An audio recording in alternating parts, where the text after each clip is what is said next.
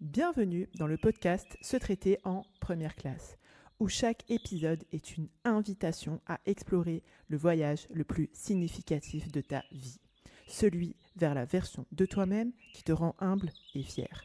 Je suis Émilie Antoine, psychologue, experte en gestion mentale et émotionnelle. Je suis également la fondatrice de mapsyenlignechaismoi.fr. Ici, nous croyons fermement que se traiter en première classe n'est pas un caprice, mais un acte d'amour et de considération envers soi-même et envers autrui. Dans ce podcast, je te donne des clés pour dépasser tes croyances limitantes, tes blocages, tes autosabotages et faire évoluer ton mindset et ta gestion émotionnelle sans souffrir et sans galérer. Ensemble, nous allons dénouer les nœuds qui t'empêchent d'être une femme plus confiante, plus sereine, plus épanouie. Avec ma méthode innovante, testée et approuvée, qui allie la profondeur de la psychologie, un coaching de déclic impactant, garantie sans blabla, new age sectaire ésotérique, je t'apprends et t'accompagne pour que tu puisses développer une relation saine et authentique avec toi-même et avec les autres. Se traiter en première classe commence maintenant. Bienvenue dans l'épisode 93 de l'émission Se traiter en première classe. Aujourd'hui, je pense qu'on va aborder un épisode qui, j'espère, va être enrichissant, aussi enrichissant que libérateur. On va explorer ensemble le concept de détachement, parce que je pense qu'il y a urgence. Et là, attention, déjà, si tu veux prendre une note, prends cette note. On va pas parler de retrait émotionnel, ce concept un petit peu froid, qui est beaucoup prôné, mais on va voir plutôt comment un vrai détachement, pour le coup, un détachement sain, peut vraiment transformer notre façon de vivre, d'interagir avec nous-mêmes et d'interagir avec les autres. Donc que tu sois en train de faire ta vaisselle ou que tu sois sur le point de t'installer confortablement avec une petite tisane, en tout cas, c'est parti. Ce que je voudrais déjà aborder, c'est les raisons pour lesquelles, en général, on cherche à se détacher. D'accord ? Pourquoi on est en mode, ouais, je cherche. C'est quelque chose qu'on entend tout le temps. J'en parle en supervision, en intervision avec mes équipes de psychologues. C'est quelque chose qui revient tout le temps. Je voudrais ne plus vous chercher tout le temps. On cherche, je pense que c'est vraiment humain, à plus ressentir, à plus souffrir, à se détacher. Parce que la vie a son lot, en fait, quotidien, de stress, d'épreuves. Et des fois, on se sent totalement écrasé par ça. On se sent écrasé par ça émotionnellement, psychologiquement. Et en fait, quand on dit « je veux me détacher », ce qu'on exprime réellement, c'est le besoin, je pense, de prendre du recul. D'accord ? Parce qu'on réalise que nos réactions aux événements, au comportement des autres, ça nous pèse. Le besoin de prendre du recul, je pense que c'est, encore une fois, c'est ce désir, si je peux dire ça comme ça, de détachement, c'est pas une fuite forcément de la vie, d'accord ? C'est pas une fuite de la vie. C'est pas on cherche à se détacher de la vie, comment dirais-je, du contexte, du quotidien. Ce qu'on cherche réellement, qu'on exprime ça, je pense, c'est vraiment le fait d'être en paix. C'est une démarche qui vise le détachement à reconnaître que voilà, il y a certaines choses qui nous touchent parce qu'elles nous affectent plus. Et là, en fait, le détachement, qu'est-ce qu'on a besoin de faire ? En fait, de comprendre leurs impacts et ce que ça révèle sur nous. Notre destin, notre quotidien, ça nous lance on a toujours des défis, en fait. Et encore une fois, c'est humain, c'est normal, des fois, de se sentir stressée, de se sentir anxieuse, de se sentir écrasée. Et du coup, pour gérer ça, notre psyché, notre psychologie veut avoir recours, si je peux dire ça comme ça, au détachement. À ce moment-là, c'est comme un peu un mécanisme de défense. C'est un processus psychologique, émotionnel, qui n'est pas forcément, comme je disais tout à l'heure, une réaction de fuite ou un repli, mais c'est une tentative, plus ou moins consciente, pour nous protéger. On veut se protéger psychologiquement, on veut se protéger émotionnellement. Et si ce détachement, un vrai détachement, va être bénéfique parce qu'il va nous aider en fait à réguler nos émotions et à réduire l'impact des pressions extérieures. Il ne s'agit pas en fait d'être en mode robot et de ne plus être affecté par ce qui se passe. D'accord ? Parce que sur le plan positif, le vrai détachement, ça permet de prendre du recul, de réfléchir avant de réagir, d'évaluer les situations avec objectivité. L'idée, c'est de prendre en compte, de comprendre les impacts des événements sur nous, plutôt que de se laisser submerger par les événements. Et je vais développer après, mais souvent, plus on essaye de se détacher au sens où on veut rien ressentir, de pas calculer, etc. Et pire c'est, si je peux dire ça comme ça. Parce que si ce mécanisme de défense, en fait, de détachement en mode négatif, il est utilisé, réutilisé, etc., de manière, dans la réutilisation ou dans la toxicité, donc inappropriée et en plus excessive, bah, forcément, ça va te porter préjudice. Un détachement mal régulé, trop prononcé, ça peut faire que tu vas commencer à négliger toi, ta personne déjà, certains aspects de ta vie, où tu vas chercher tout le temps à éviter tout ce qui te confronte au niveau émotionnel, éviter de reconnaître les choses, de traiter tes émotions, tes sentiments, voire même ceux des autres. Et ça, forcément, ça entraîne des relations avec avec soi-même, qui sont hyper difficiles, malaisantes, etc. Mais aussi des relations avec les autres qui sont superficielles, où tu connectes pas vraiment de manière authentique avec l'autre et du coup tu te retrouves hyper frustré, tu as l'impression de ne pas savourer ta vie, tes interactions, que ce soit avec tes proches ou avec les gens de l'extérieur au sens plus large du terme. Ça nous empêche en fait, quand on s'empêche de traiter en fait des problèmes, des problématiques qui nécessitent attention et résolution, ben, ça ajoute en fait à ces blessures émotionnelles pas guéries qui créent déjà, qui participent de ce déni en fait, et ça s'aggrave avec le temps. Et justement, pour rajouter une couche, mais pour que ce soit bien clair, je veux ensuite dans ce podcast définir avec vous la différence entre le détachement, donc le vrai détachement, pas celui qui est toujours utilisé parce qu'on ne veut pas ressentir, on ne veut pas souffrir, etc. Bon, je ne te dis pas qu'on va passer en mode SM, non, mais le vrai détachement sain, je t'expliquerai les preuves par la suite, et cette posture de déni. Psychologiquement et émotionnellement, le détachement, comme je te disais tout à l'heure, ça peut agir comme un mécanisme de défense. C'est une manière de se protéger des situations, etc., de pouvoir continuer à être là, en fait, de ne pas être submergé. C'est pas simplement se désintéresser, se désengager, etc. C'est vraiment une méthode pour gérer efficacement, justement, ce que crée l'environnement en nous, d'accord ? Quand tu prends du recul par rapport à des critiques ou par rapport au travail ou des tensions avec les autres, tu peux répondre de manière plus mesurée et plus constructive quand tu es dans le détachement. Alors que le déni, c'est plutôt un état où on refuse d'admettre la réalité. On veut faire comme si de rien n'était. Parce que inconsciemment, ce qu'on veut, c'est éviter la douleur émotionnelle, psychologique. Et ça, c'est humain. Et confondre ça avec le détachement, c'est grave. En fait, c'est tellement dommage parce que c'est complètement l'inverse du but escompté. Quand tu es en mode rien matin, ouais, je m'en fiche, j'en ai rien à faire. Comme ça, tu peux avoir l'impression d'être puissante. Mais réellement, c'est juste une façade. Une façade d'une vulnérabilité qui n'est pas assumée, qui n'est pas adressée. Alors que le vrai détachement, c'est comprendre, observer ses émotions sans être submergé justement par elles. C'est reconnaître ce qu'on ressent sans laisser le contexte, si je peux dire ça comme ça, nous faire réagir tout le temps aux choses. Le déni, comme je disais tout à l'heure, c'est un mécanisme de défense qui se manifeste, d'accord ? Mais quand on choisit en fait là où le bas blesse, délibérément d'ignorer, de refuser de reconnaître les faits, des vérités, parce qu'elles sont inconfortables et douloureuses, bah, on fait un peu le déni de son humanité. Et du coup, bah, après, ça donne, si je peux dire ça comme ça, des femmes qui vont dire « je me suis complètement perdue, je ne me retrouve pas, je ne sais pas qui je suis ». Parce que en fait, tu fais le déni d'une part de ton humanité, qui est la manière dont tu vis les événements. Et ce rejet justement de la réalité, il peut prendre plusieurs formes. Je disais, il y a le déni, je vous en donnais tout à l'heure, genre j'en ai rien à faire, etc. Mais des fois, ça va bien plus loin. En mode, c'est le déni de la responsabilité. Genre, c'est jamais de ta faute, c'est toujours la faute des autres. Et ça te met dans une posture et dans un ressenti où tu te sens tributaire, victime des autres, etc. Être en mode aussi, ça me fait rien. Vraiment, c'est un peu le déni de l'impact, en fait, d'être en mode ça me fait rien. Bah, c'est la même issue.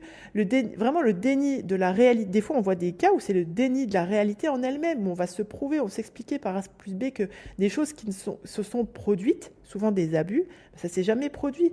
Et comment dirais-je, on est toutes à la même enseigne, d'accord ? Sur le coup, oui, ça peut offrir.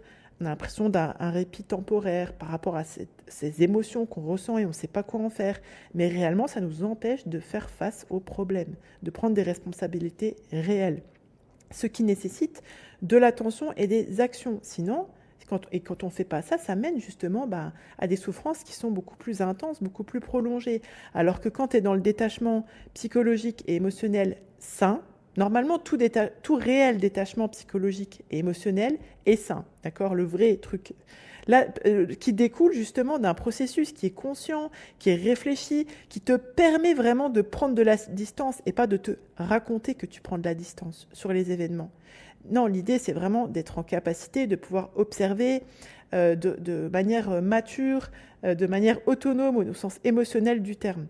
Contrairement au déni, comme je te disais, où vraiment, retiens vraiment que le détachement, c'est pas nier ou d'ignorer ce qui se passe ou tes émotions, pas du tout. Il s'agit de reconnaître, de se responsabiliser, d'accepter au sens de faire avec. Qu'est-ce qui va montrer que tu es dans un détachement ? Parce qu'après, tu vas peut-être te dire, bon d'accord, Émilie, tu nous as défini le truc, etc. Mais qu'est-ce qui me montre ? C'est quoi les signes qui me montrent que je suis dans un détachement sain ? Et encore une fois, normalement, en principe, tout détachement est sain. Ça, qu'est-ce qui va montrer que tu es vraiment détaché ? C'est plutôt, ça va être ta capacité justement à rester calme, d'accord ? Ça ne veut pas dire que les choses ne t'affectent pas déjà quand je dis rester calme. Les choses t'affectent, mais tu peux rester calme dans des situations stressantes, éprouvantes, etc. Où tu vas être en capacité de réfléchir avant d'agir, de réagir avant de répondre.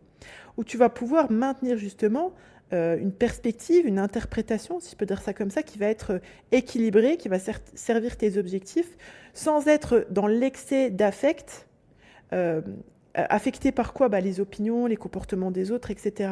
Et ça, forcément, ça permet de gérer beaucoup mieux sa relation avec soi-même et les relations avec les autres, que ce soit dans le domaine du personnel ou dans le domaine du professionnel. Et évidemment que ça permet d'avoir...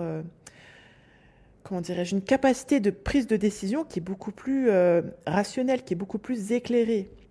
Alors forcément, quand tu sais aussi que tu es dans le vrai détachement, c'est quand tu as une régulation émotionnelle qui est beaucoup plus efficace, tu as beaucoup moins d'anxiété, tu es beaucoup moins stressé, tu as plus de clarté dans ta prise de décision, tu peux gérer les conflits de manière beaucoup plus constructive, parce que justement, quand tu as un vrai recul, une vraie distance au niveau émotionnel, au niveau psychologique, tu peux t'engager dans la vraie résolution des conflits et pas juste submergé par les conflits, les émotions négatives, etc. Ce qui est totalement normal d'avoir ça dans son quotidien, dans sa vie. Ça fait partie de notre expérience humaine. Et là, quand tu es dans un vrai détachement, tu arrives à être beaucoup plus réfléchi, stratégique, au sens positif du terme, si je peux dire ça comme ça, et moins dans le fait de réagir. Si je te résume un petit peu le truc, c'est que, et vraiment ce que je voudrais que tu retiennes, c'est que le déni, c'est un refus de la réalité, et ça bloque le processus de guérison, de croissance, d'autonomie émotionnelle, etc. Alors qu'un détachement sain, c'est plutôt une vraie compétence, en fait, tu vois, de gestion émotionnelle, psychologique, mentale, etc., qui est alimentée par justement cette perspective de compréhension vis-à-vis de soi-même, de beaucoup de résilience et qui donne, qui permet de vivre la vie avec plus de bien-être de manière générale. C'est la compétence qui va j'en parlais tout à l'heure avec une de mes collègues, où tu vas être en capacité de connecter à tes émotions, à tes sentiments en mode GPS et pas en mode elle te domine, où tu vas savoir lire en fait ces émotions, ces sentiments, c'est un des tenants et les aboutissants du bootcamp Ma Psy Campus, sans se laisser dominer justement, sans être tout le temps dans la réaction. C'est ça la différence en fait entre un retrait destructeur et une vraie autonomie émotionnelle qui résulte d'un vrai détachement. C'est urgent de pouvoir guérir, de pouvoir travailler sur soi, sur ses émotions, sur ses réactions, pour trouver cet équilibre justement, pour être en capacité aussi de se protéger des influences entre guillemets négatives, tout en étant en capacité de rester ouverte aux expériences. Je donne un exemple qui montre qu'un faux détachement, encore un exemple de plus qui me vient en tête là, mais par exemple, tu avais un groupe d'amis, tu avais un groupe de copines, etc. Et puis, à un moment donné, tu as été déçu. Bon, on en a parlé dans le podcast 92, de la déception. Tu as été déçu, donc tu as coupé. c'est bon, j'en ai marre des gens. En mode, c'est bon, j'en ai marre des gens. Parce que tu n'arrives pas à élaborer sur...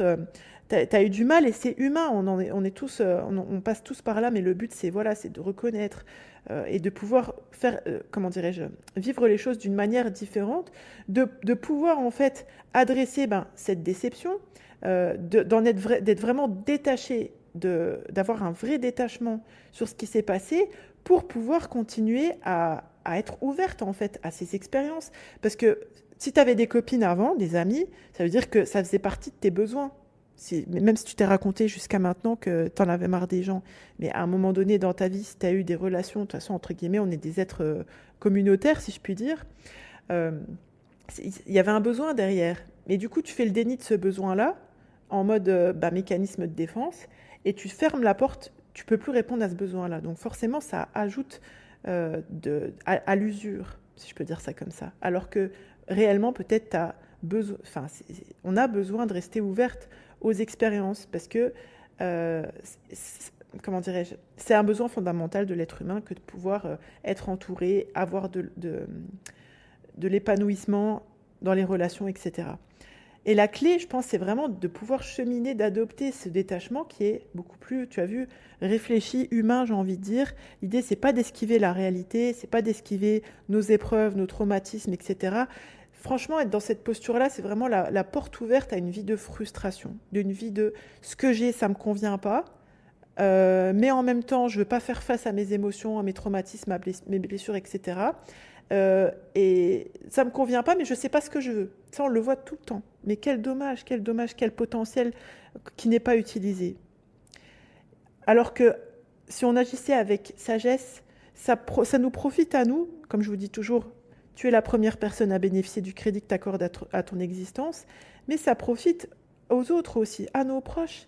C'est urgent de guérir, de travailler sur soi pour atteindre justement ce détachement sain qui permet de vivre un quotidien qui est beaucoup plus épanouissant en fait. Sans ce travail, on est susceptible de répéter des schémas encore et encore et encore destructeurs. C'est vraiment comme être prisonnière de ces traumatismes, de ces blessures passées. Alors je sais que quand je dis trauma, les gens en général ils s'imaginent des trucs de ouf, mais vraiment comment dire, un traumatisme, ça, je vais vous donner des exemples. Le détachement sain, par exemple, le contraire, je vais vous montrer, je vais vous donner des exemples, en tant que ce qui nous concerne, genre, en général, nous les femmes, genre la vie de mère, la vie d'épouse, ça peut être le monde du travail, etc., ou dans l'amitié. Mais imaginons que, voilà, t'as vécu des choses, t'as vécu des épreuves, des événements, etc. Et souvent, ce qui se produit, c'est qu'en tant que mère, ou en tant que père, hein, bien sûr, hein, je suis pas... on projette après ses peurs, ses insécurités, etc. sur ses enfants. Ça peut faire que si par exemple tu as une enfance qui est marquée par le rejet et que souvent tu as tendance à te dire, à être dans le déni en mode mais c'est pas grave, je m'en fiche, je les calcule plus de toute façon, j'y pense plus à ça, etc. Mais de l'autre côté, tu es excessivement protectrice ou anxieuse par rapport à ton enfant. Parce que au fond de toi, tu crains qu'ils subissent le même sort. Quand tu ne fais pas ce travail de détachement et de compréhension de tes propres expériences, ça risque d'avoir un impact sur l'indépendance, le développement social normal de l'enfant. Quand tu es marié, dans le cadre conjugal, on va dire, le manque de détachement par rapport à ce qu'on a pu, encore une fois, vivre, ressentir, etc., ça peut mener des réactions totalement disproportionnées dans les conflits. Si par exemple tu n'as pas traité des problèmes de confiance qui sont issus de ce que tu as observé de tes parents, de la relation maritale de tes parents, ou d'une relation que tu as eue avant, tu peux être amené à interpréter toutes les actions, comment dirais-je, d'indépendance, j'ai envie de dire, de ton quand ton mari il est en mode, tu sais, il se focus sur lui, il travaille sur lui, etc. Toi, tu peux, et que du coup, il est un peu plus indépendant, voilà, mais il n'est pas détaché de toi. Toi, tu peux te dire, ouais, ça se trouve, il est infidèle, il ne s'intéresse plus à moi, il ne me calcule pas. Et ça, forcément, quand tu as ce genre d'interprétation de la réalité, ça peut créer des tensions dans le mariage. Et ça peut empêcher une communication saine et ouverte et transparente parce que t'es dans tes peurs. Et au travail, ce qu'on voit souvent, le manque de détachement, ça peut se traduire par une incapacité à accepter la critique. Tant bien même elle est constructive et bien adressée. Ou une incapacité à gérer le stress des délais, des exigences. Par exemple, si quand ta manager te fait des commentaires pour améliorer un travail, etc. Et ça peut donner, quand tu as un manque de détachement, que tu te sens attaqué vraiment en tant que personne. T'arrives pas en fait à prendre du recul, à dire ok, là on est en train de parler de ce que j'ai produit, mais tout de suite tu le prends personnellement. Et du coup, forcément, c'est difficile de progresser dans sa carrière, etc. Et parce qu'on est incapable en fait de voir ces moments comme des opportunités d'apprentissage.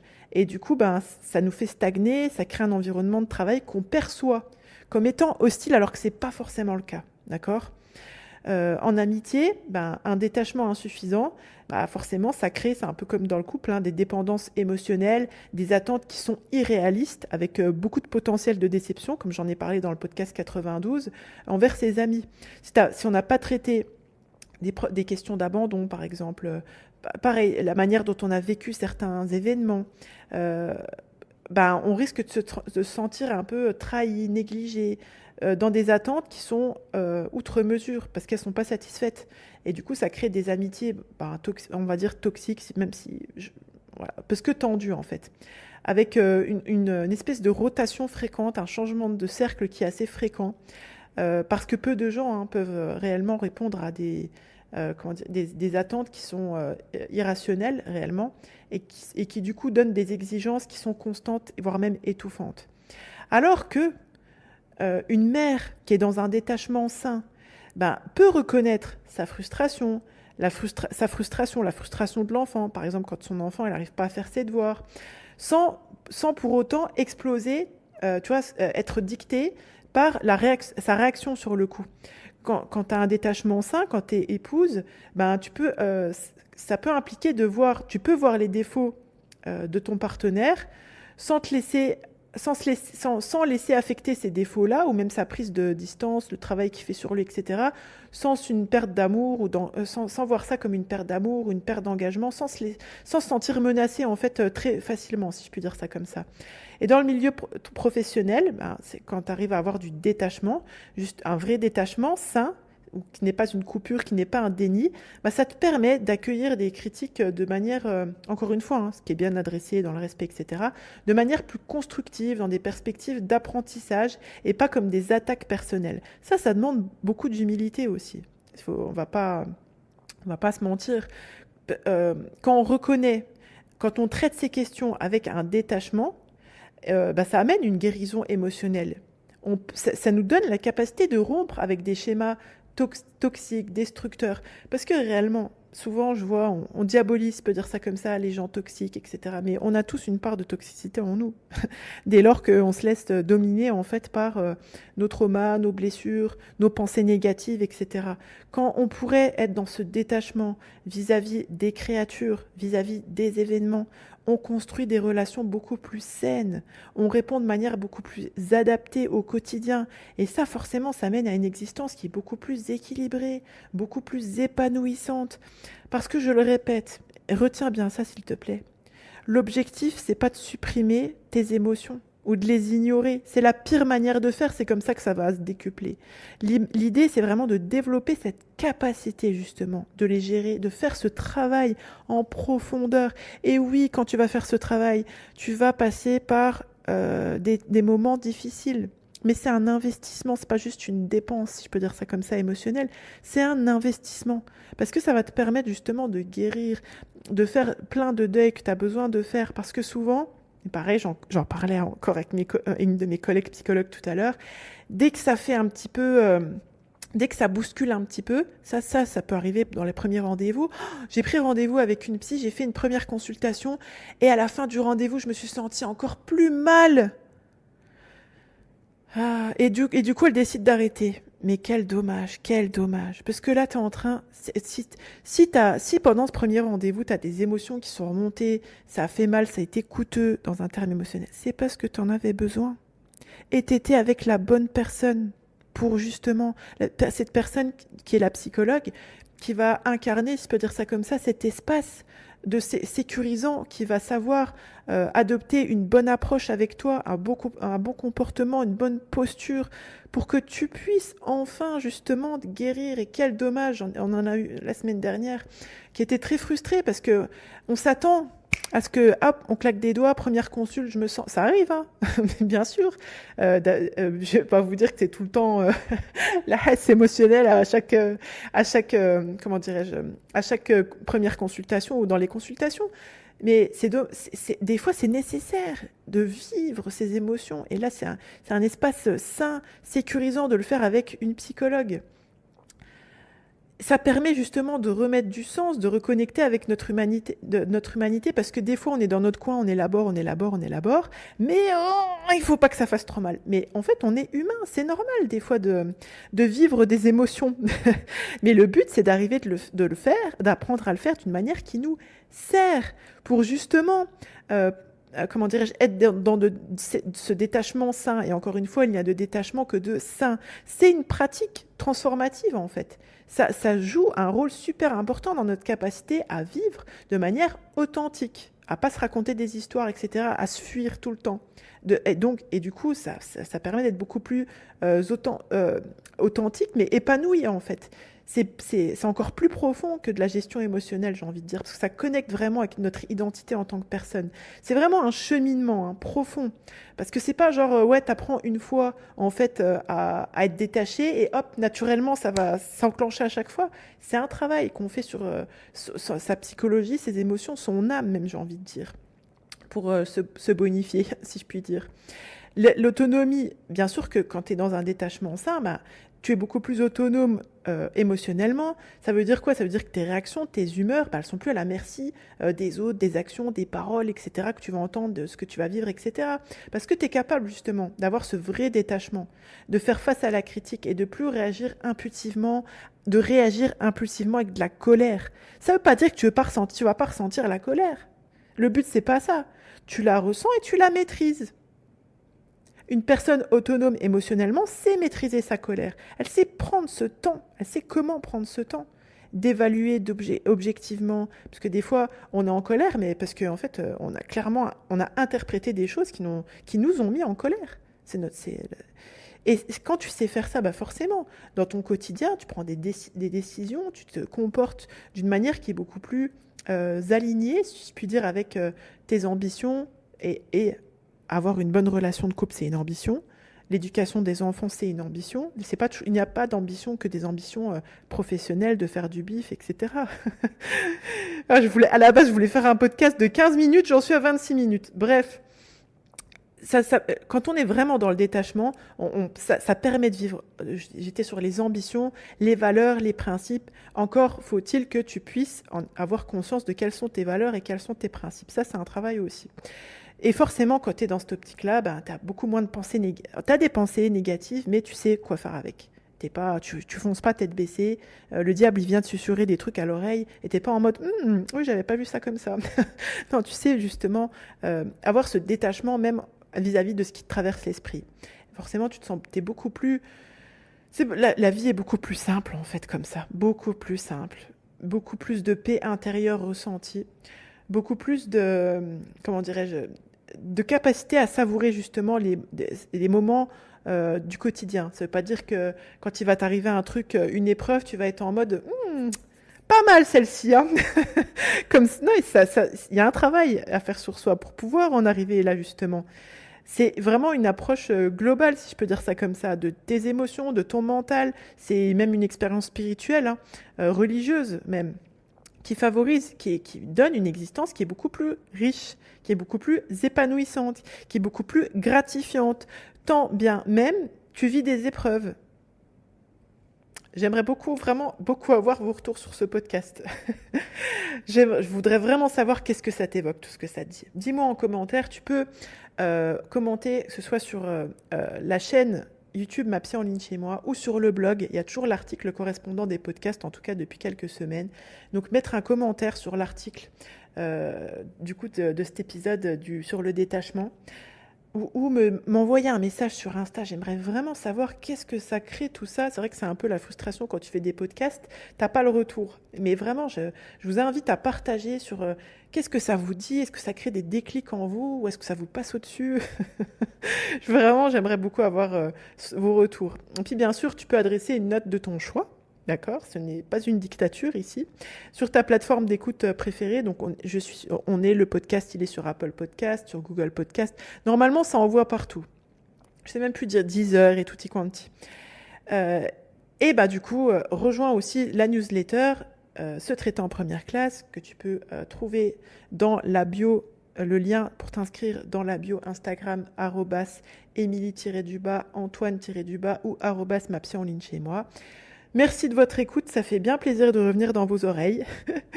En tout cas, pensez bien que vous êtes la première personne à bénéficier du crédit que vous accordez à votre existence. C'était le podcast Se traiter en première classe, ta dose hebdomadaire pour te construire le mindset d'une femme épanouie en phase avec ses ambitions, ses valeurs et ses principes. Je vous dis à la semaine prochaine, Inch'Allah, si Dieu le veut, en continuant toujours à vous verser avec de la psychologie, avec ce coaching que je tâche qu'il soit de déclic, avec justement des explications impactantes avec la profondeur de la psychologie et des conseils, des déclics concrets pour que justement tu puisses vivre ta vie en fonction de tes aspirations et non en fonction de tes peurs, tes croyances limitantes et tes blocages. Que la paix soit sur vous, prends bien soin de toi et je vous dis à bientôt, bye bye. Si tu es prête à donner un tournant à ta vie et à embrasser pleinement l'idée de te traiter en première classe, je t'invite à rejoindre ma Psycampus. C'est le pas décisif vers une version de toi-même plus sereine, plus confiante, plus épanouie. Sur ma Psycampus, tu commenceras par découvrir les fondations de la maîtrise mentale et de la gestion émotionnelle, posant ainsi les bases saines de ton évolution. Ensuite, tu embarqueras sur un voyage transformateur qui te révélera comment accueillir ton unicité et cultiver une paix intérieure face aux défis de la vie. Tu apprendras à forger de la confiance et à vivre en harmonie avec ta nature profonde, tout en affirmant tes convictions, tes valeurs, tes principes avec bien plus d'assurance. Tu recevras les clés pour prendre des décisions judicieuses et structurer ta vie de façon à ce qu'elle reflète fidèlement tes aspirations, tes valeurs et tes principes. Tu seras guidé vers la maîtrise de ta sérénité intérieure et l'expression de ta grâce naturelle. Je te fournirai, étape par étape, une méthode pour devenir une femme non seulement capable d'agir conformément à ses ambitions, mais aussi de célébrer son épanouissement personnel, professionnel et spirituel. Avec ma méthode alliant la profondeur de la psychologie à un coaching de déclic garanti sans blabla New Age sectaire ésotérique, tu passeras de la théorie à la pratique, te dotant des outils nécessaires pour une évolution tangible. Et c'est sans risque. Si après avoir activement participé et suivi tous les modules, les rendez-vous individuels, les rendez-vous groupés de coaching, de cercle, en live ou en replay, et planter les graines des exercices proposés, tu ne constates aucune amélioration, nous nous engageons à te rembourser intégralement. Le seul risque que tu prends en nous rejoignant sur ma Psycampus, c'est de te transformer en une version plus épanouie, plus confiante, plus sereine de celle que tu es. Pour commencer ce voyage transformationnel, rends-toi sur mapsyenligneschezmoi.fr/mapsycampus, MAPSYCAMPUS. Ensemble, sur ma Psycampus, nous allons débloquer ton potentiel et te guider vers une version de toi inspirée et inspirante. Tu es la première personne à bénéficier du crédit que tu accordes à ton existence. À très bientôt sur ma Psycampus.